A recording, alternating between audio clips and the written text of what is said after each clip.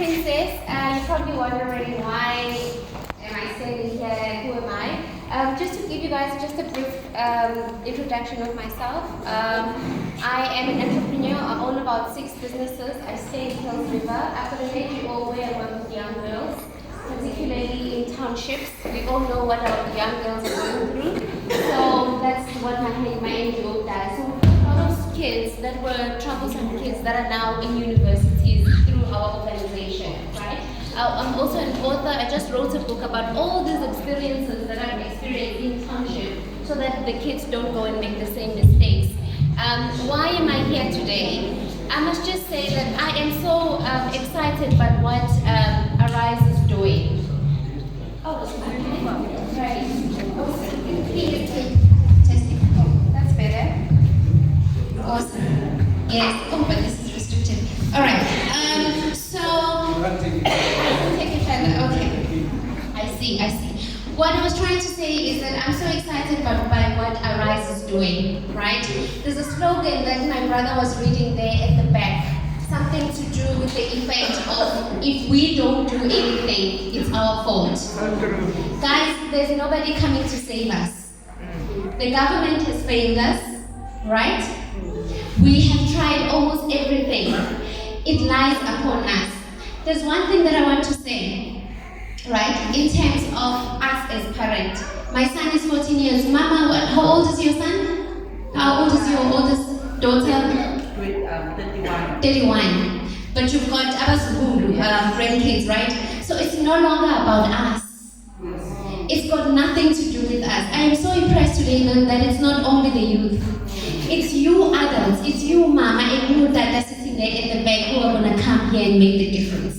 I love the fact that you guys are standing up and not folding your hands and saying, I'm waiting for my grant. The grant is not even enough to take care of your kids, right?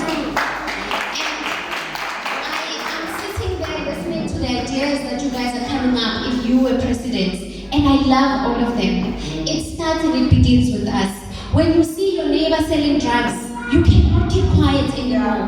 Remember, the president is sitting somewhere folding his hands and enjoying, boats and everything. It's us that are suffering. If you're gonna keep quiet, if you're not gonna do anything about, so that's where the whole Arise thing comes into effect. That you take it and run with it. You can't be blaming the government, right?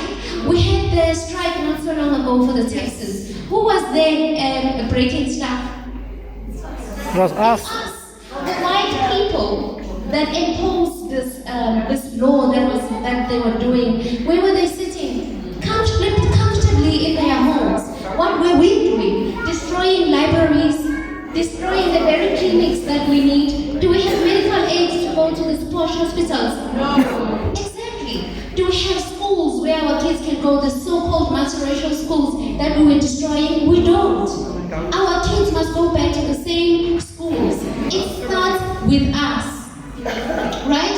We can't keep shifting the blame to government. We can't keep shifting the blame to other people, to leaders in the community. We are the leaders ourselves. I like what my brother was saying he doesn't want anyone sitting here in the front. He doesn't see himself. We are all leaders in our own right. If you see someone snatching a bag off a go-go in your community, it is upon you to call other people to run after that. We are afraid of criminals. How is it that we are afraid of our own children?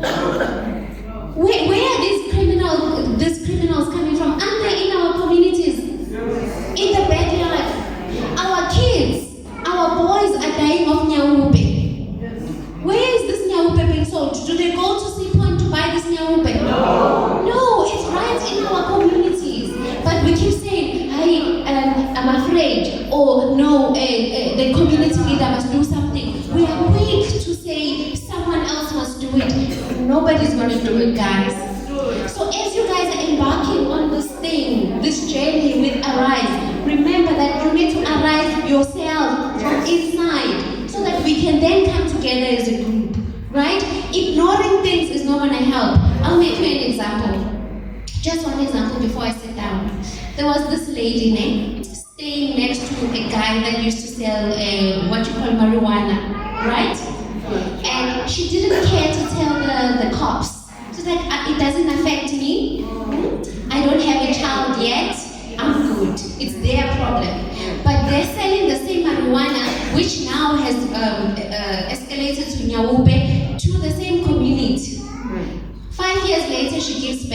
baby boy.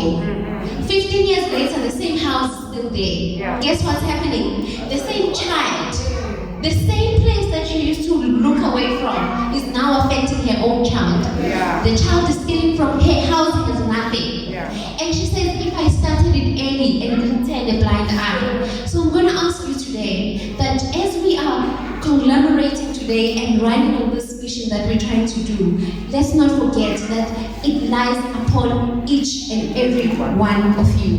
Let's stop pointing a finger. Let us arise together, but let's listen to that slogan that said, if we cannot, if we don't do anything, who are we to blame? We are at fault. Guys, we can definitely do this. God bless you all. Thank you so much.